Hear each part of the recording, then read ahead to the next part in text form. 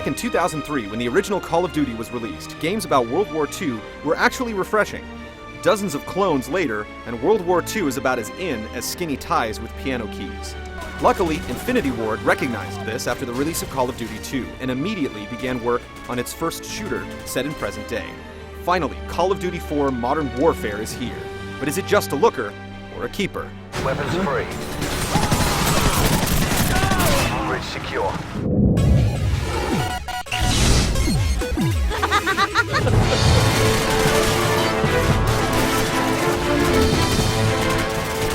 Unless you're an extremist whack job, chances are you have an inherent hate for terrorists. They do have a way of making it easy, and Call of Duty 4 pulls the anger strings quite well. Though it takes place all around the world, you'll spend a great deal of your time in dust-blown Arab countries where violence is an everyday fact of life. Perpetuating this brutality is al-Assad, who hopes to take over the Middle East by organizing a coup that'll divert the US and Great Britain's attention while his cohort, Zakhaev, tries to return Russia to a communist state. Both antagonists are easy to hate, and the game does a great job of exposing you to their detestable personas. The story is told through real-time cutscenes, on-the-fly interaction with characters that are possible to miss entirely, and briefings between missions. In typical Call of Duty form, you play from the perspective of more than one soldier. Eventually, some of their paths intersect, and not all of them make it through alive, yet the story fails to provide many twists. There's not much of a guessing game taking place here. Al-Assad and Zakhaev are bad dudes, and you have to take them out.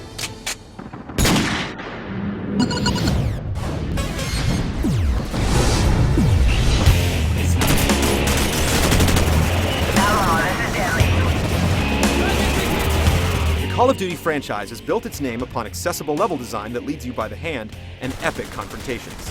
Things haven't changed here. You'll still find yourself being shoved down the chute from one massive battle to the next. You'll find small barriers that you should be able to jump over that you can't, and you'll be fighting alongside fellow soldiers who will ultimately escort you to the next confrontation. It certainly cuts down on the confusion, especially for novice players, but it can also limit your ability to flank the enemy or otherwise use advanced combat techniques. But if you're looking for monumental battles between scores of combatants, then you've come to the right place. Modern Warfare definitely opens up the size of the battlefield considerably, allowing for multiple vehicles to get involved, along with scores of foot soldiers. With bullets flying from every direction from dozens of soldiers, intensity is in no short supply. The game is broken up into around a dozen chapters, with each one taking 30 to 45 minutes to complete. When all is said and done, the single-player option is basically the same length as other games in the series. After you complete it, a score-based arcade option becomes unlocked, where you attempt to string together kills in hopes of ringing up combos. It's a nice bonus, especially when you consider the multiplayer options available. The original Call of Duty had a decent single-player mode, but what really made it a legend was its multiplayer. For quite some time, it was the de facto skill scale for PC enthusiasts, and that reputation ultimately propelled it to the industry juggernaut it is today. Call of Duty 4 is definitely a renaissance in this regard. Just as much care has been given to the multiplayer as the single player, resulting in an experience only rivaled by Halo 3. The most important addition has to be the perks. Perks are special abilities that you can give your character based upon how you want to play. If you're the infantry type, you can choose extra stopping power. If you're into stealth, choose to double the loadout of C4 and a UAV jammer to block enemy radar. And while you're at it, why not add our favorite perk of all, Martyrdom, which makes your character drop a live grenade upon dying for a nice surprise. You can choose 3 perks for each character, 1 from each of 3 categories. For the first time ever, you don't have to conform to the character classes the game is giving you. You have the freedom to create your own. At the risk of sounding like an infomercial, that's not all. Weapons upgrade as you use them, unlocking new attachments and camouflage. There are 16 different maps to battle on, and each one facilitates a different style of play, which makes the perks all the more important. One downer is that there are just 6 game types. You get the deathmatch staples in addition to more unique options like Sabotage, where each team races to secure, plant, and detonate a bomb. Oddly enough, there's no capture the flag scenario, but you can alter each of the game types by selecting modes like Hardcore, where there's no heads-up display and bullets pack a much bigger punch. The other disappointment is the absence of any sort of controllable vehicle. You can call in airstrikes and helicopter attacks, but if you enjoy hopping in a troop transport with a bunch of friends and striking the enemy, you'll have to get your fix elsewhere. The single-player campaign in Call of Duty 4 is a little on the short side, but when you tack on the arcade mode, multiple difficulty settings, and an incredibly unique multiplayer component, you're getting a lot of mileage from your cash. A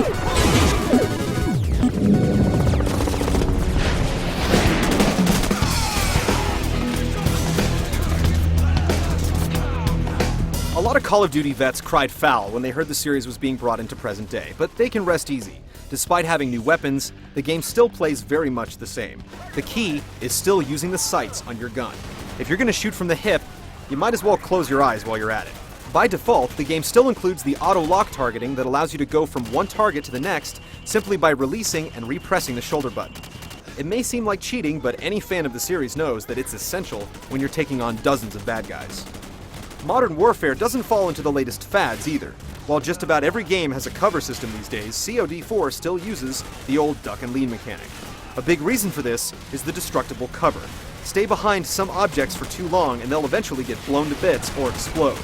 When you couple this with the ability for certain weapons to shoot through some materials, there are very few places to hide. You have to keep moving to survive.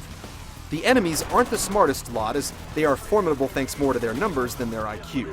However, some of them have definitely missed their calling as an NFL quarterback, tossing grenades 100 yards, dropping them right at your feet time and again. You'll die from grenades a lot more than you will from gunfire, that's for sure. The grenade indicator is just far too subtle for something so important. While you won't pilot tanks or other vehicles, you'll definitely find yourself in the passenger seat squeezing off some rounds or protecting them as they rumble through danger zones. And this is definitely the strong suit of Call of Duty 4. Sure, there are the slogs through wave after wave of enemies, but peppered in between are bits of sniping, gunning from the seat of a chopper, blowing objectives, and much more. You're never doing one thing so long that it wears out its welcome. We got RPGs on rooftops.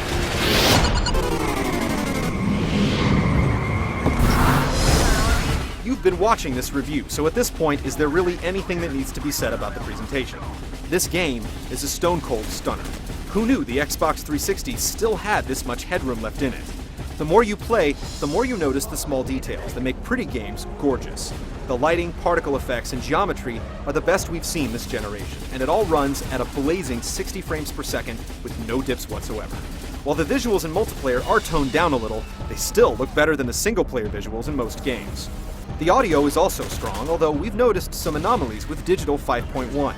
It appears that some of the sound mixing was done with the 6.1 system in mind, and therefore some sounds directly behind you get lost. But it's hard to notice when there's mortar fire going off all around you and your ears are ringing from tank fire.